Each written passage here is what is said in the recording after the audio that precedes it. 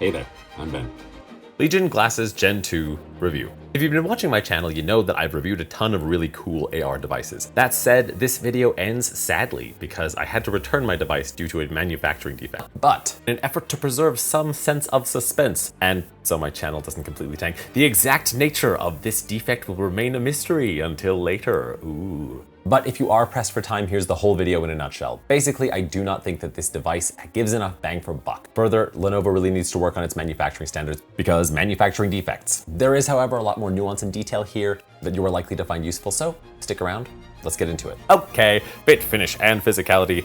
I do like how light the headset is overall. The finish on these glasses looks very scratchable, however, so I'm really glad they included a magnetic privacy shield, although I do have to wonder if it's going to scratch the device itself up when it's attached. Future Ben here. While I didn't actually own these for long, I also didn't notice any scratches in the 3 weeks or so that I owned them. I also watched a number of other reviews, and there has been no mention of scratching, so it's probably not an issue. One thing that I hate about this and a lot of other head-mounted displays, why? Why isn't the connector magnetically attached? It should be an international law that any headset, especially an eye-mounted headset connecting to any heavy device, should have a magnetically detachable cable. Regarding the appearance, I would say they look decent. It's pretty clear that the tech is improving, although I don't think there's any world in which you could wear these outside or on a work call and not look like a complete jackass. But you should know, my first real deal breaker with these, it's comfort. My first impression is that these are going to suck for long-term wear. Future me again, surprise, they were terrible for long-term wear. I'm also not crazy about the screen size or the field of view. I had to really mash these things against my face to get the whole picture. You can actually see where my brow bone has been pressed against the frame of the glasses when I take the glasses off. I think it's just because of my beaky nose, but even with the nose pads as wide as possible, and yes, they are quite adjustable, the bottom of the image is still cut off on the left and the right side. Changing gears, let's talk about one of the benefits of this device. One of the reasons we experience neck strain when using a monitor is that we're looking at the same place all the time. Locking our neck muscles in that position causes strain. And this is the beauty of a heads-up display in that it moves with your head. In fact, I could imagine a world in which we have virtual screens that are very slowly moving from left to right so that we don't experience this strain. If anyone making tech is listening, I would really like that feature and you can have it for free. I am also kind of bothered by the fact that these don't really have privacy in mind. I've used other devices with a birdbath display and you could not see what I was seeing, but with these, if you look in my eyes,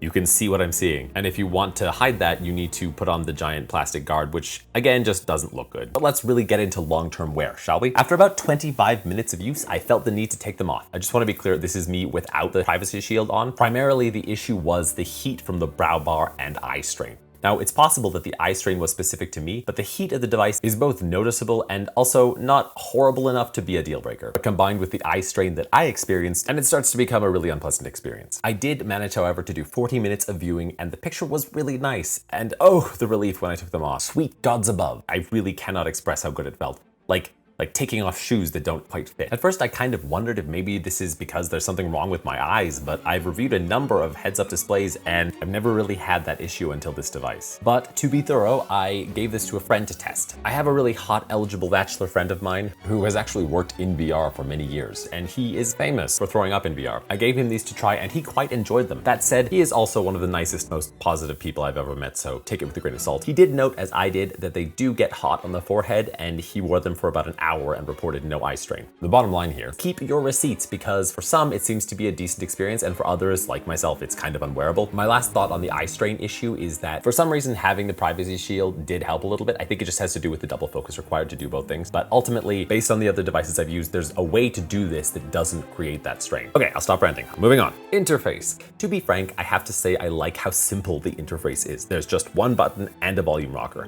Honestly, this is pretty great. If I were to customize at all, I think I'd add a second rocker on the other arm since there's nothing there anyway. Overall, however, no. Good job, hardware people. And now, the thing you've all been waiting for, screen and picture quality. One of the things you realize using a device like this with a computer is that every inch of the display is important, especially the corners. And part of what makes this product unpleasant is that it is incredibly difficult, for me at least, to get it onto my face in such a way that I can see the entire picture. Now, I alluded to this earlier, but we could say, what the hell, right? It's for gaming. We could begrudge them a few pixels, couldn't we? Well, we could, except for the fact that this was specifically made to be a companion device for a handheld PC. You know, where the menus and settings are in the bottom corners. Not to mention that this is also a really common feature for video games, where the heads-up display is on the bottom or top corners of the screen. But now that I've done the requisite moaning and groaning, I'm gonna say that I do really love how crisp and bright this is. I would, however, say that if you're working outdoors or just generally in a very bright area, you may experience a little bit of difficulty here without the privacy shade. So my office is right next to a window.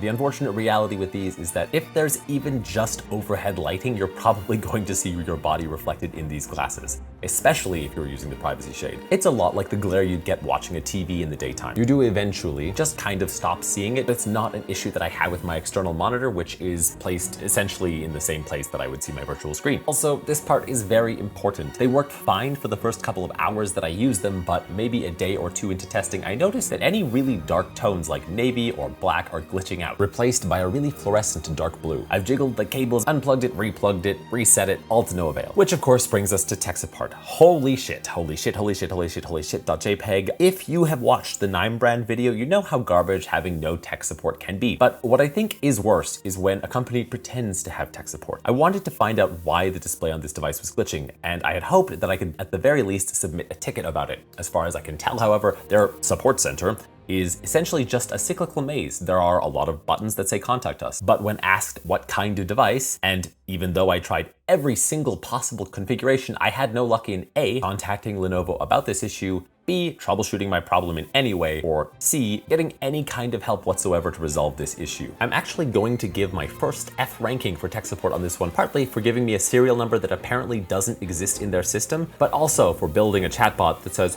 please don't be angry. Oh, and it doesn't matter how many times you ask to speak to a person, it'll just loop you back to the beginning. Sometimes it just restarts for no reason, but the main issue here is that for some reason, the Legion Gen 2 glasses just don't have a serial number that their support system recognizes. I can honestly say that having this tech support was worse than having no tech support. Now, I do just need to say that wandering through their endless maze of bullshit, I did eventually find a phone number that was associated with the sales page on my order. Now, this did eventually enable me to initiate a return, but I do just want to be clear, they do not make getting help easy, at least not for this device. Case in point, the support page for the Legion glasses is for a much older product. It looks like it just wasn't updated when the product was. Next, let's talk about sound quality.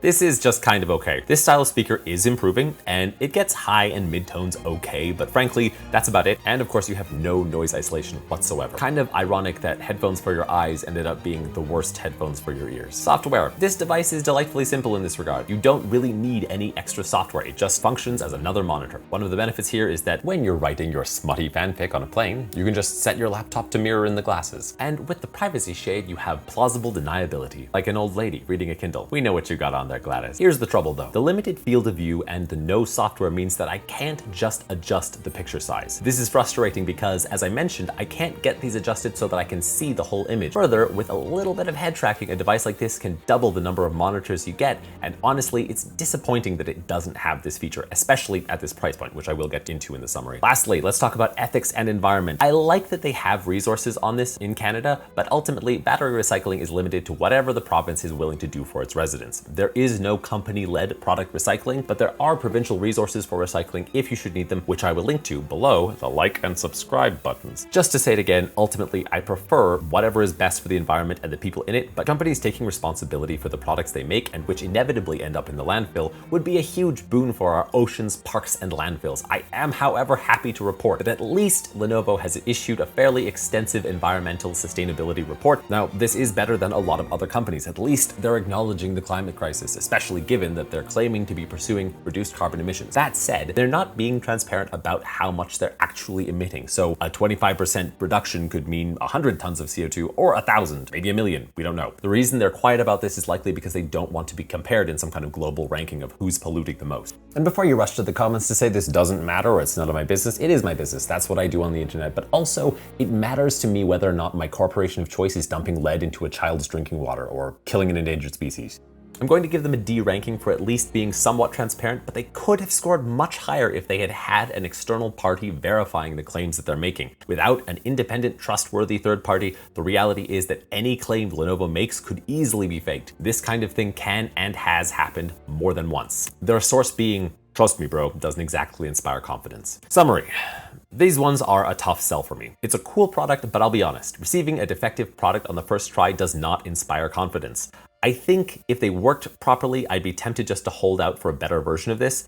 And for the price, I think you'd be much better off to buy and use something which actually allows for monitor adjustment and can support more than one virtual monitor.